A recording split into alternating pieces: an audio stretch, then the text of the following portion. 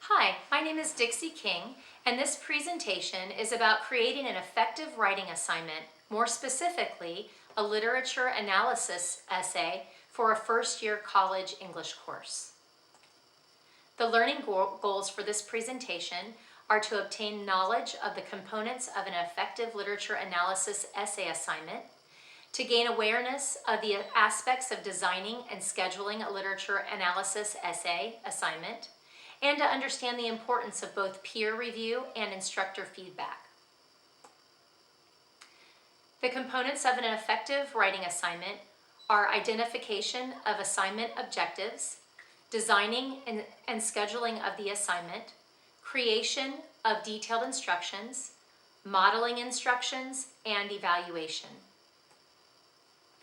The most important aspect of designing a writing assignment is making sure the assignment fits with the objectives for the course.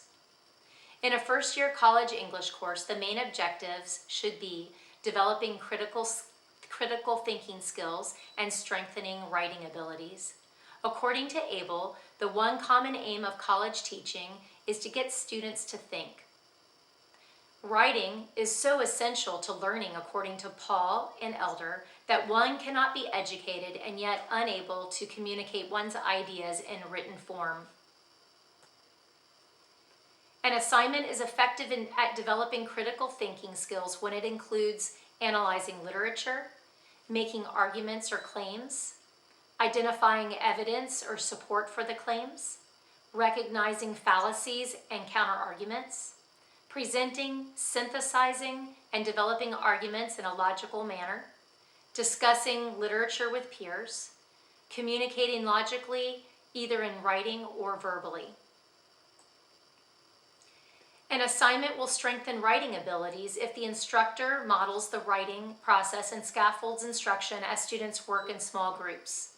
Writing is also strengthened when the whole assignment is broken into smaller pieces. Peer evaluation is important in strengthening writing abilities, as is instructor feedback and revision of writing. After you have determined that the assignment will fit with the course objectives, it is time to design and schedule the assignment. You, as the instructor, need to select the type of literature to be analyzed. Will it be a poem, prose, or a drama? Who is the target audience? Will it be the instructor, the peers, or some other predetermined audience, such as a high school classroom? What is the genre of the writing assignment? Is it a narrative, a persuasive essay, maybe a journal entry, or a critique? After these aspects are decided, it is time to schedule the parts of the assignments along with their due dates. You can see here, scheduling the due dates, you could include an outline, a rough draft, peer review, revision, final draft, maybe even a reflection assignment after the final paper has been turned in. These are all things that you would decide and schedule in. And finally, a rubric should be designed specifically for the assignment. Next, the assignment is thoroughly explained in clearly written instructions.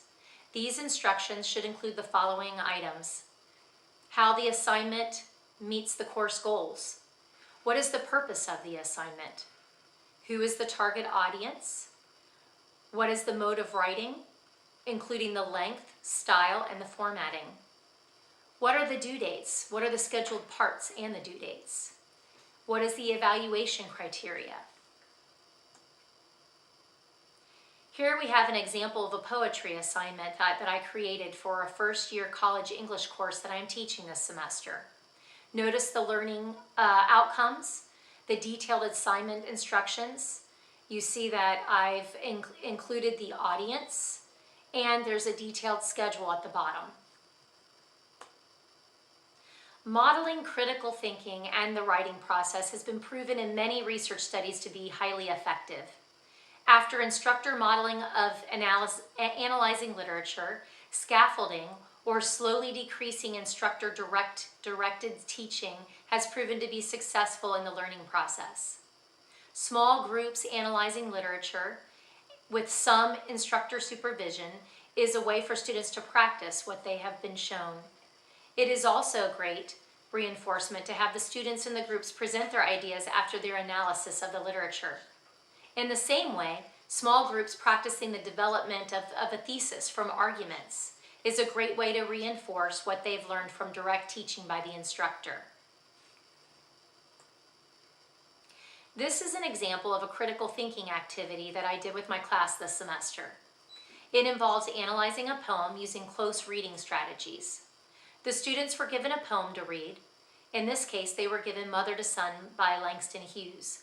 I instructed the students to just read the title of the poem and then make a prediction about what they thought the poem was about. Next, I had the students read the poem all the way through one time, making predictions about the poem as they went along.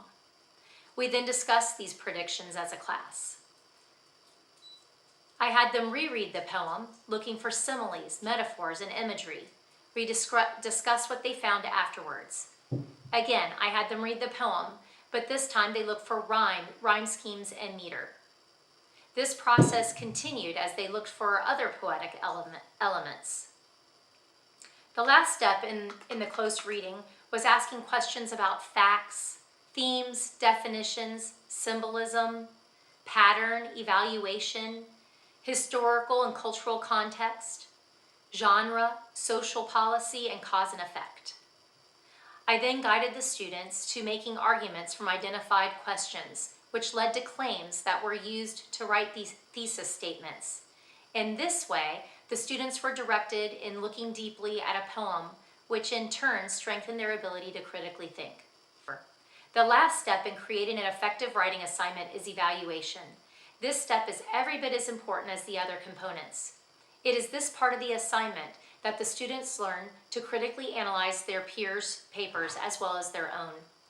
The instructor should give detailed instructions for peer review, giving them predetermined questions or criteria for evaluating. Peer review should take place after the rough draft has been completed but before revisions have been made. Instructor feedback is beneficial as well and should focus on areas defined in the rubric. Comments should be made about drafts that have been revised after peer review. In this way, the students are continuing to improve their papers, learning that multiple drafts are the best way for improving writing. After looking at the process of creating an effective writing assignment, we see that the most productive work takes place, according to Leahy, when an instructor understands his or her role to be rather like that of an orchestra conductor, leading the class through the process of the assignment. The work is a collaboration between students and instructor.